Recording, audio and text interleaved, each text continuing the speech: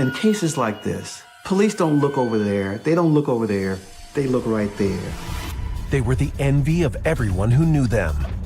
Everybody believes that it's this American dream version of the lesbian relationship. But it's an illusion exposed by destiny. It's like the ultimate betrayal. For her to do that is like a slap in the face. What the hell is this? Hell hath no fury, like a woman scorned. Here we go, it's about to be some drama, it's about to be some heat. I didn't know it was gonna be heat like that. This is the one that was a lover of your life for 6 years. And this is how she was found. She's a black widow. That's simply a twisted, sick mind.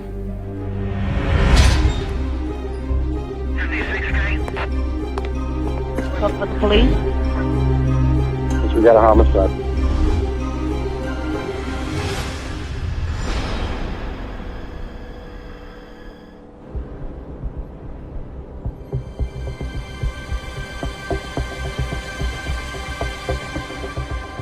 After a long day patrolling the streets of Atlanta, police officer Crystal Parker is heading home, looking forward to a hot meal and warm welcome from Danielle, her wife of 6 years.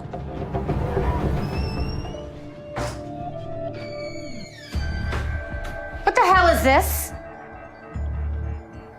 The relationship really took a turn for the worse when Crystal found Danielle in their home with someone. Whoever you are, get out of here before I throw you out. I believe that obviously we didn't know everything that was going on behind closed doors. It's okay. I'll call you later. You don't do that at someone's house. That's your fortress. You do not disrespect someone's home.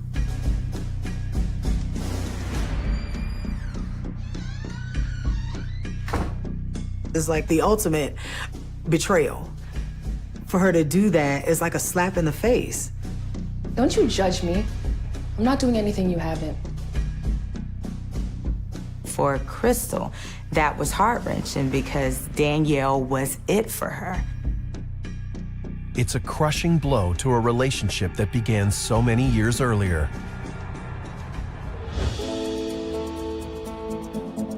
In 2005, Crystal came to Atlanta from Haines City, Florida, looking for opportunities that her small-town life couldn't provide. Haines City, Florida was basically a small town, a one-horse town, if you will. Haines City did not have a movie theater.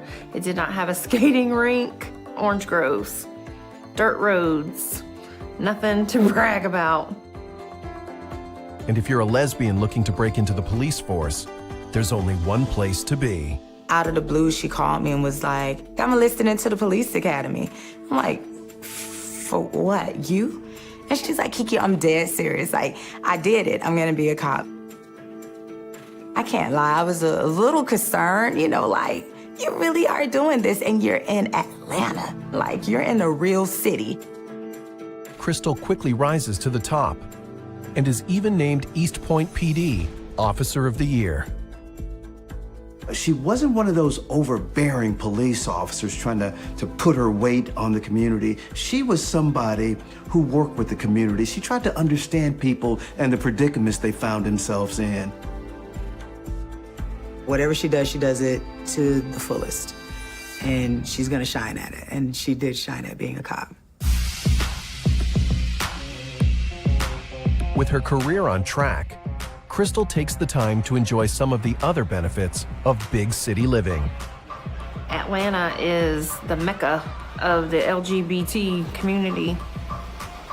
If you are gay, that's where you're gonna move, other than New York.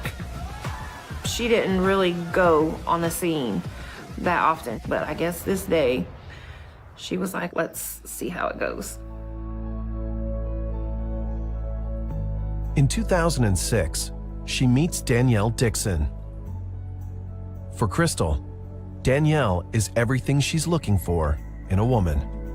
Danielle is a bubbly, funny, outgoing person with a very quiet spirit.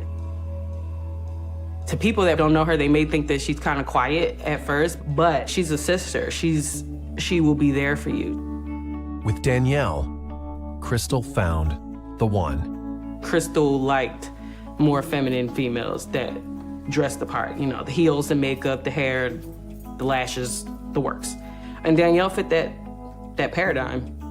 I asked her, like, what makes her so special? Like, you know, what makes her stand apart? And of course, she was saying they had so many things in common and what she would look for in a spouse. And I'm like, already talking about a spouse? And she's like, just watch, I'm gonna make her mine. And she did. In a blink, Crystal buys a beautiful new home for the happy couple to live in. She showers Danielle with gifts, clothes, jewelry, holidays, anything she wants. When Crystal saw somebody that she wanted to be with, it was just like right off the bat, she was in love, you know? And she would fall hard for them, and she would give her all to them. You know, when you're in love, the blinders are on and you can't see anything but love and glitter and rainbows. In 2007, barely a year after they meet, Crystal and Danielle take the next step. Gay Pride weekend, they decided to participate in this commitment ceremony, to get married. This was their commitment in front of the world that we're in this together, like a us against the world type thing. For Crystal, she finally has the wife she's always dreamed of. Crystal wanted that stereotypical American life with the kids and the wife and the great job and coming home to that. I think we all looked at their relationship and thought, gosh, that's kind of what we want, you know, because it seemed like they had found kind of a good match.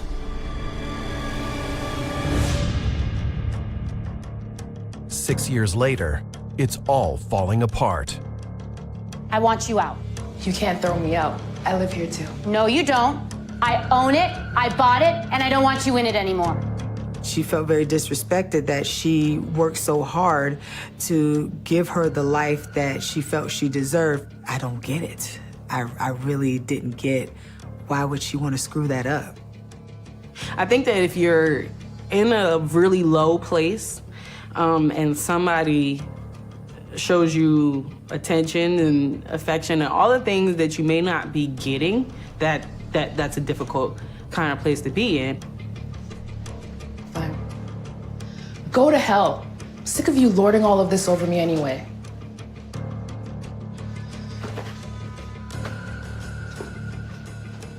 I'll send for my stuff. Better hurry before I burn it. You'll never be done with me. The situation clearly escalated into a situation that nobody would ever wish for. But in my opinion, Crystal had her role in what happened. In any breakup, no one is entirely without blame. But the fuse on this powder keg was lit a full 2 years earlier. You're staring.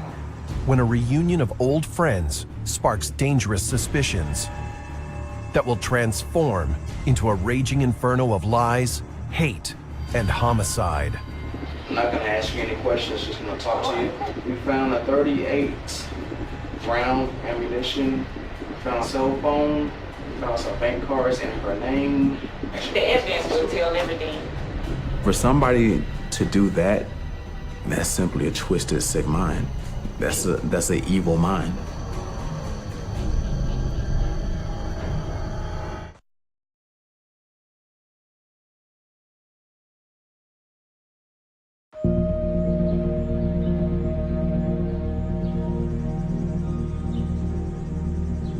Two years before their big breakup, Crystal Parker brings her wife Danielle to her hometown, Haines City, Florida.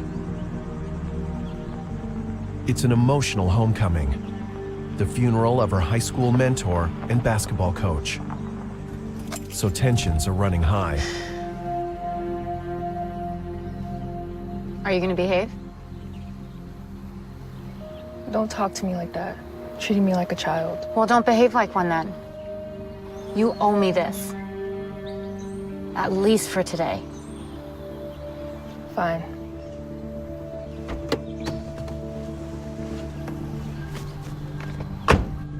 Despite the sad occasion, Crystal is looking forward to reuniting with her old friends.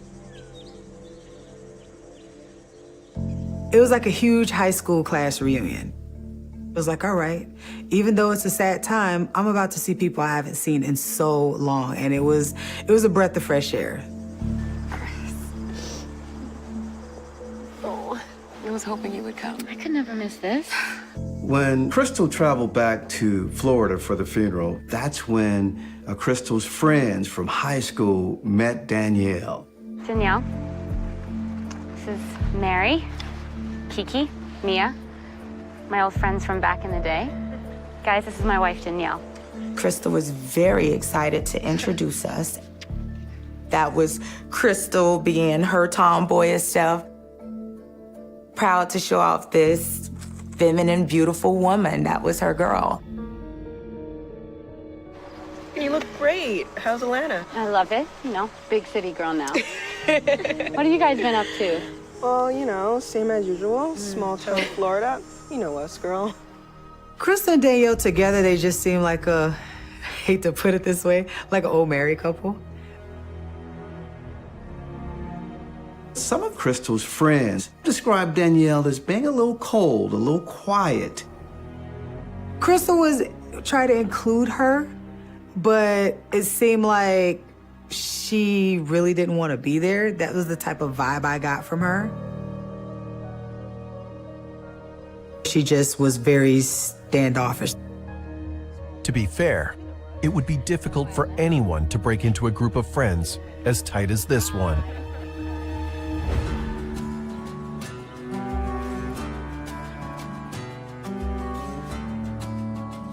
I first met Crystal in 6th grade. Her and her twin brother are a year older than me. And I heard someone mention about, oh, Crystal, you know Crystal, the black girl. And then this brown hair, blue-eyed female came out, and I'm like, she's not black. And she's like, yes, I am. My name is Crystal. Crystal is the child of biracial parents. When she and her 3 siblings were still young, her mother left the family. This forces Crystal to grow up fast. We used to hang out a lot. She was always the one that was the leader. Crystal was definitely a tomboy. She had no problem with getting dirty. She didn't care. I was the same way. She was also a natural athlete who liked flexing her muscles whenever she had a chance. Basketball was definitely her sport. Like, that was her love. We thought we could do whatever the guys could do, and better. Crystal knew what she wanted out of life and who she was. At 15 years old, she musters the courage to tell her friends a secret she's been hiding for years. She decided to let me know that she liked girls, and I'm like, duh. Like, you're just now noticing that? I'm glad you're aware. I think she thought it was going to disrupt our friendship with her being gay, and I was like, why would you even think that? I was like, you're still my friend no matter what. We're gonna be family no matter what.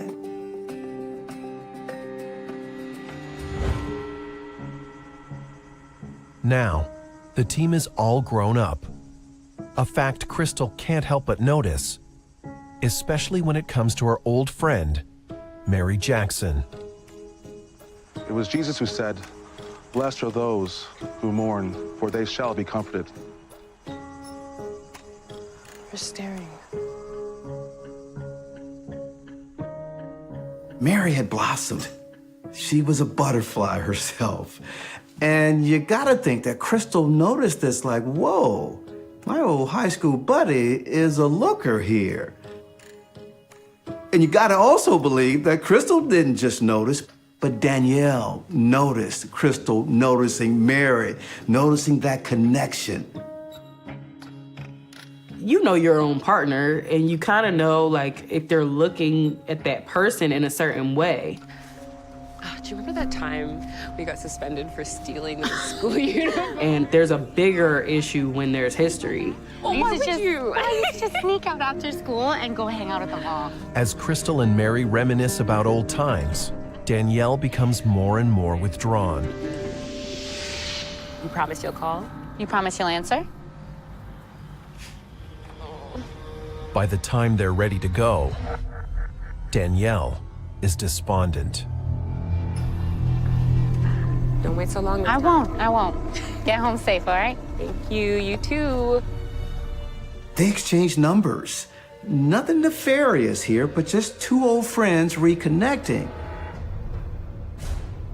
You gotta believe that Danielle was wondering, is she gonna take my place? Well, that was sweet. I'm so glad I came. Come on, don't be bitchy. She's just a friend. Don't oh come on me. I know what I saw. You're wrong. I don't know what else to tell you. So at that point in the relationship, the cracks started forming. And from there, they started expanding. Still, no one could predict the murderous chain of events this day triggers. We got this combustible relationship here. Who would have ever thought that the coach wouldn't have been the only person dead, that one of those three would be dead as well? I'm wondering to myself if you truly listen. Because crimes of passion, they're fleeting. It's not planned out. It's an emotional mixed with anger and jealousy and hurt and pain. To take a life in the middle of an argument is wrong. But to take a life the way that she did, to shoot her in the back of the head, it's nothing but cowardice.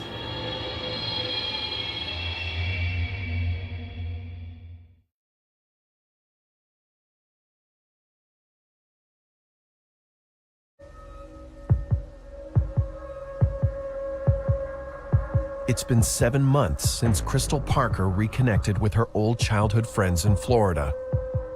Ever since, there's been a growing tension in the air between her and her wife, Danielle. After the funeral, the shine on Danielle and Crystal's relationship starts to dull. There's a lot of problems in this home. It's not a pleasant scene. Danielle suspects that Crystal is giving more energy to her renewed friendship with Mary Jackson than to their marriage. Hey, babe. What you been doing all day? Nothing. So she takes revenge by refusing to lift a finger around the house. Danielle felt as though Crystal wasn't there for her. She felt as though she was pretty much in a relationship by herself. So what? You just been sitting around all day?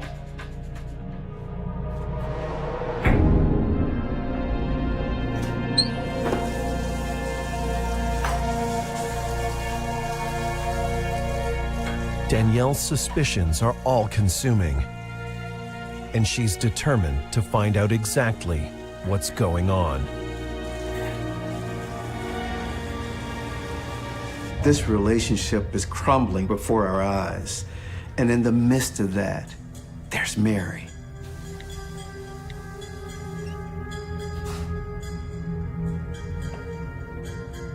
Hey, what are you doing?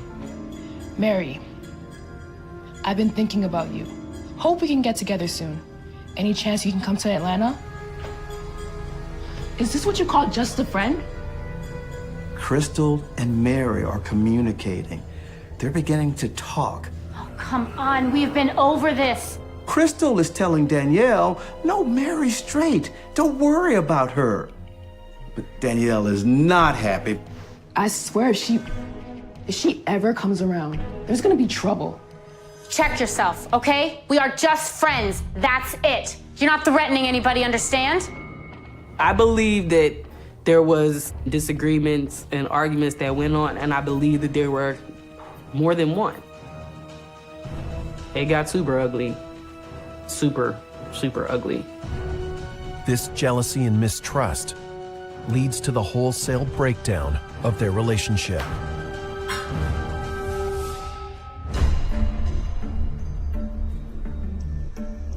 But it's when Crystal discovers Danielle with another woman that their marriage officially comes to an end. To find out that Danielle was unfaithful in their marriage, that crushed Crystal. At the end of the day, I did everything that I can do to take care of you and keep you happy, and you still chose to cheat. That was like the straw that broke the camel's back. Crystal was done. And I think it was a long time coming with Danielle, but she held out because she really loved her, number one. Number two, I felt like if she didn't stick with it, that she felt like she failed. Yet Crystal soon finds the decision to kick Danielle out brings her relief. I think after they broke up, Crystal pretty much found now my stumbling block is kind of gone, whereas before it was just working and going straight home to Danielle to cook for her, to clean for her. So now she was able to go out, have her fun, and, live her life.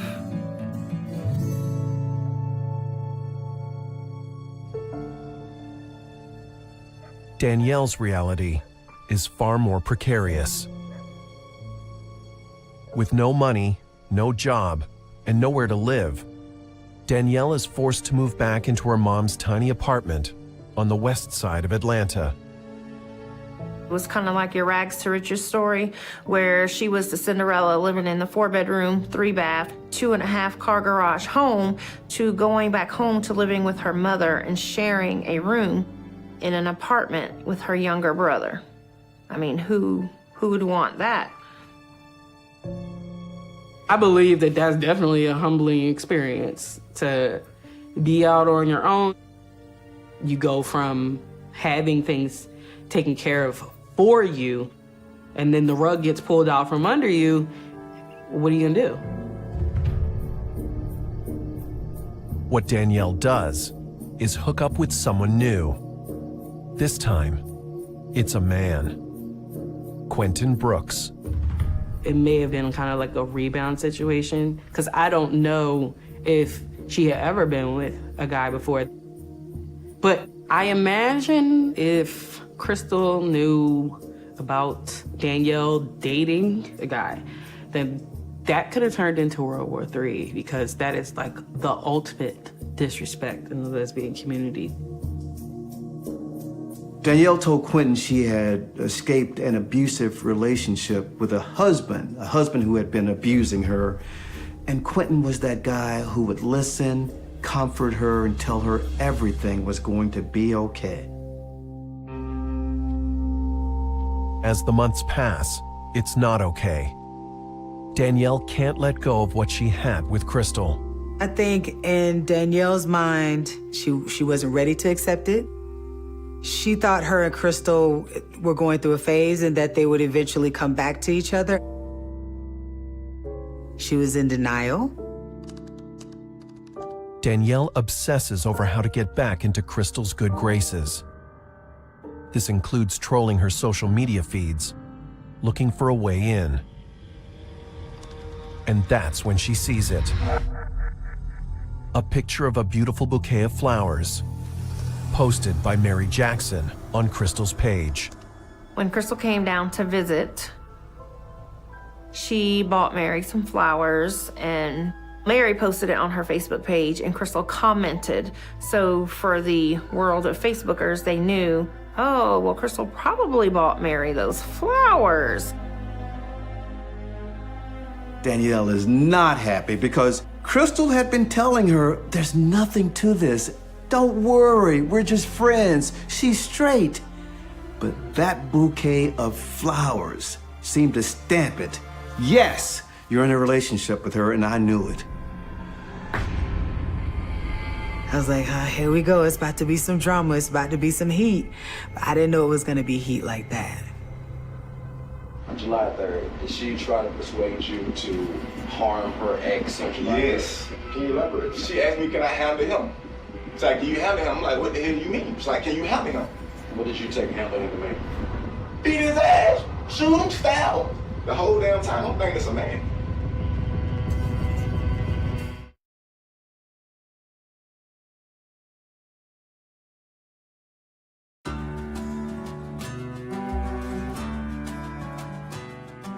A few months after the painful breakup with her wife Danielle Parker, Crystal Parker is once again falling head over heels in love.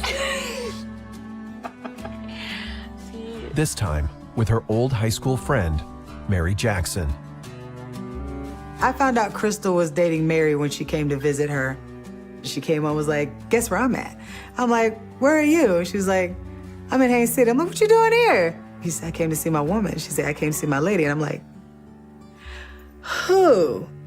So I was thinking, if a position opens up in a Florida precinct, I might try to get one and move down here.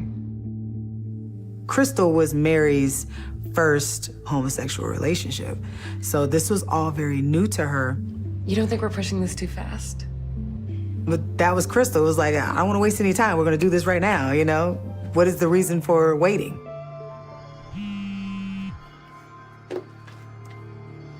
What is it? Work? It's her again, isn't it?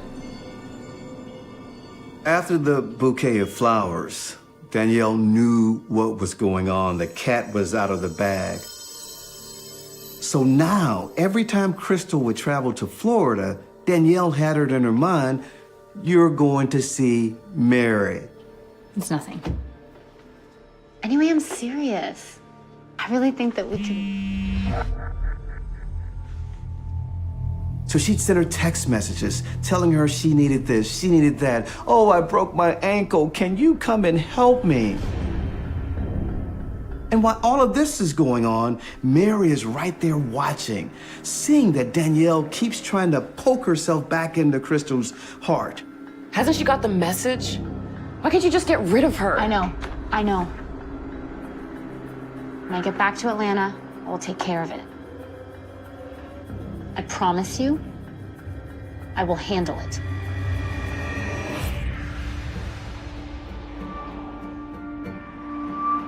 Two days later, Crystal is back in Atlanta when her ex reaches out again. Danielle swears she's turned over a new leaf. In fact, she's even enrolled herself in nursing school.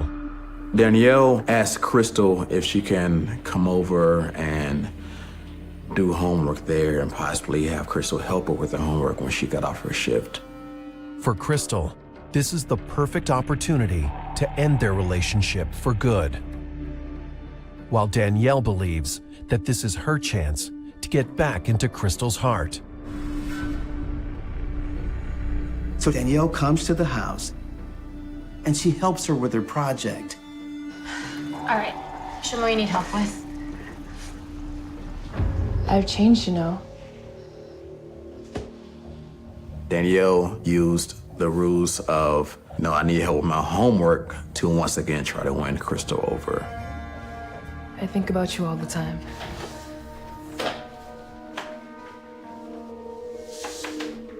Listen closely. You and I, we're done. Crystal was over it. She wanted to move on with her life. And Danielle is still trying to hold on. You're with her, right? The one that's just a friend? Okay, we're done here. Get out. You know where the door is. Just get out of my life.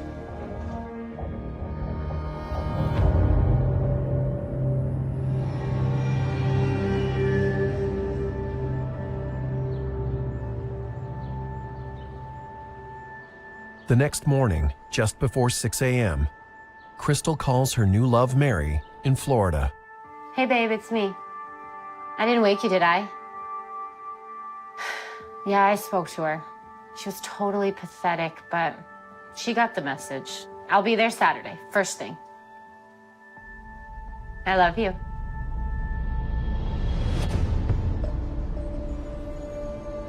A few hours later, at the East Point police station, Crystal hasn't shown up for work. Her superior gets this text telling him that Crystal's father is ill and that he's in the hospital and she can't show up to work because she has to go and take care of him. But when she misses the next day and the next, people start to get worried. You have to remember, Crystal was Officer of the Year.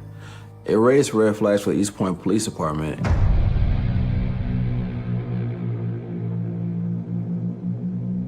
On July 7th, a neighbor goes by the house to check on her.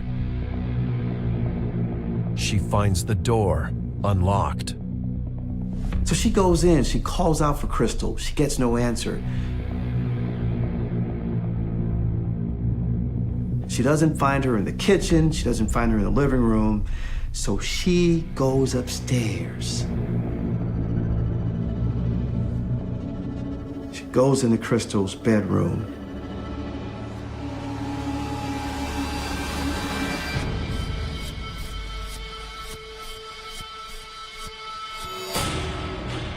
And finds her in bed, dead.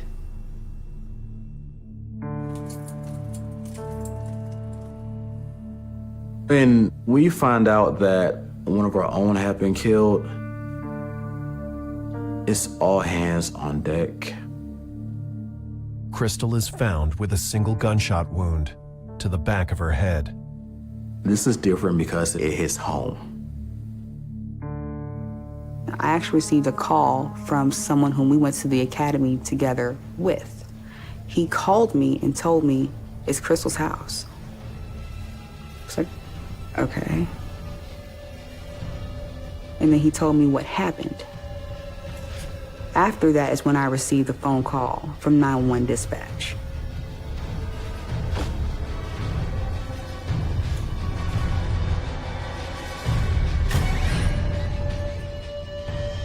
From that point, I sat down in shock for about 15 minutes. Then I got dressed and went to work. I found out at work, and I couldn't leave work. I'm in the back room, and all I could do was just cry and sit in a corner and be like, I never felt so much rage before. Maya gave me a call. I mean, she was just crying, sister, did you hear? And we cried. We cried. And I told Maya, do you think this had to do anything with Danielle? Detectives Rashid Hamilton and Twanisa Howard are thinking exactly the same thing. So we called Danielle to come in to interview the next day. We found Crystal on a Sunday. Danielle came in Monday morning. Before we ask you any questions, you must understand your rights. You have the right to remain silent. Asking for a lawyer, all that says to me is that I can't ask you any pertinent questions about the case. But it doesn't stop me from talking about the case. So I pretty much told her what we had. This is the one that used to call you Wifey or D. And this is how she was found. I had the graphic photos of the person she loved so much. Can you see them?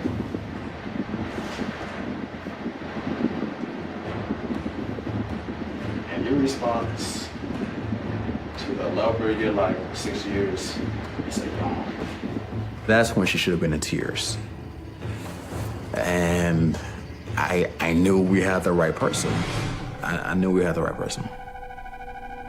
This, however, doesn't prepare them for the shocking details they will uncover. She told me she was going to her ex-husband's house, you see what I'm saying, to pick up her belongings. So I say, okay, I get all your that belongs to you and get it out of there safely. Wait, when you said it, that's still verbal? This is what I'm trying to tell you, what verbally was said? Oh, this just woke up. I hear somebody walking through the house. I'm like, what the do you mean?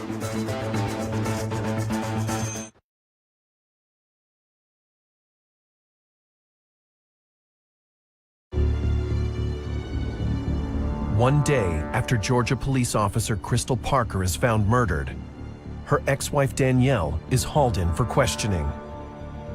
For detectives, this case is personal, and in Danielle, they see a motive. Here's a broken relationship. She's been kicked out of the home. There's a new lover. Crystal had a target on her back.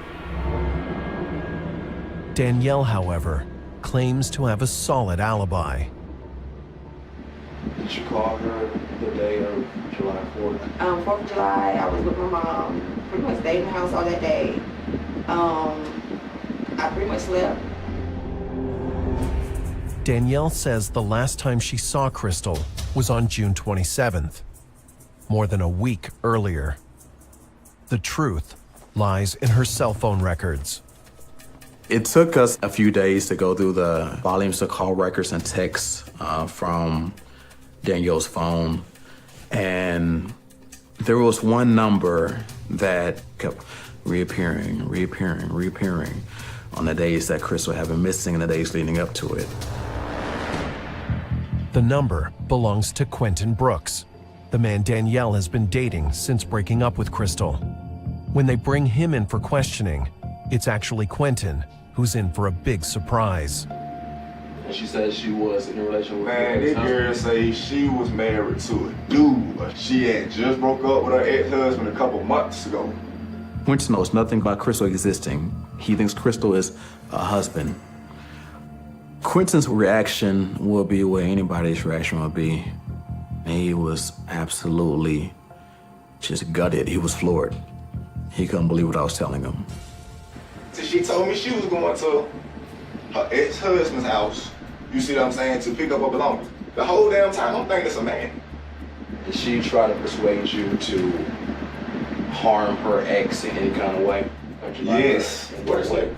Can you elaborate? She said yes or no. She asked me, can I handle him? She's like, can you handle him? I'm like, what the hell do you mean? She's like, can you handle him? What did you take handle him to mean? Beat his ass, shoot him, stab him. I'm a street the west side. I know what handle him mean. But at the end of the day, no. Do you have a ride? No. Did she, in so many words, or directly say to you, if you don't handle it, I will? Yeah, if you don't, I handle it myself.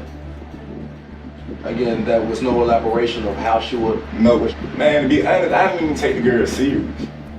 Danielle, some sick, twisted game she's playing with Quentin,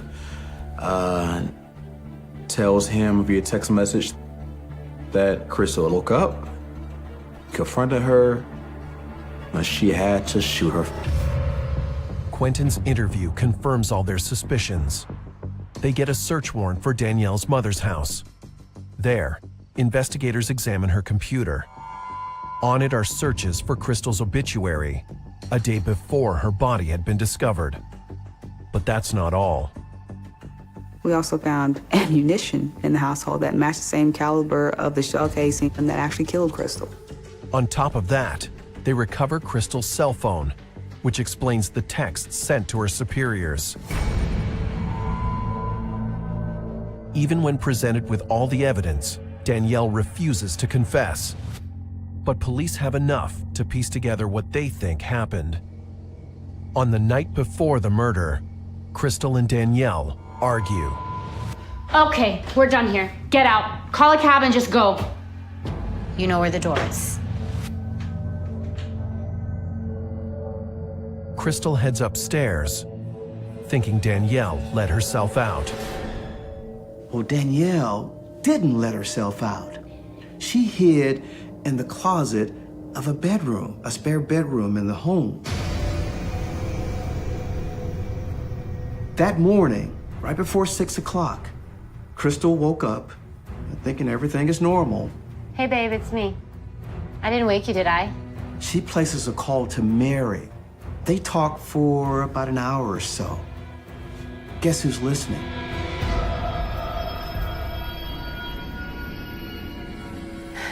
Yeah, I spoke to her. She was totally pathetic, but she got the message. We're done with her. Danielle hears every bit and morsel of this conversation. She cannot be happy with what she's hearing. I believe that she came to the conclusion that the relationship is actually over. And if I can't have you, no one can have you.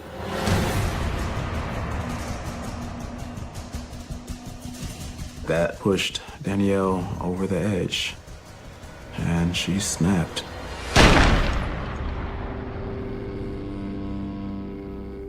And she murdered Crystal. Obviously, when I seen on the news what happened, I was very, very surprised that she was the person that they were implicating, because I've never seen that girl hurt a fly. I'm like, what? Like, who? Nah, that doesn't make any sense, because that's not the person that I've ever known.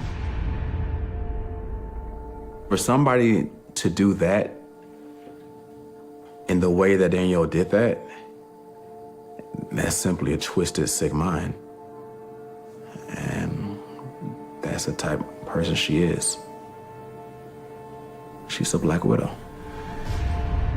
On November 4th, 2014, the day jury selection begins for her trial, Danielle finally breaks and pleads guilty. She's sentenced to life with the possibility of parole after 30 years. No, I don't think justice was served. Her relatives still can write her letters. They can still send her gifts. She can still get a phone call and they can hear her voice. You know, even after 30 years, she can come out and lead a fairly normal life. Whereas my sister's gone, we have a spot in the cemetery. I keep Crystal alive in my heart just through the memories. This is Crystal's Letterman's jacket. She worked very hard to buy it, for one. And it meant a lot to me to have it, because this is how I want to remember her. I want to remember her as the athlete that she was, and the type of person that worked hard to get what she wanted. And this is a representation of that. Something Southern people do is believe that when you pass on, that sometimes people come back to you in dreams. And for me, that happened, and she said in my dream that she was good. So for me, and in my heart, with waking up and hearing that, I'm content that she is good.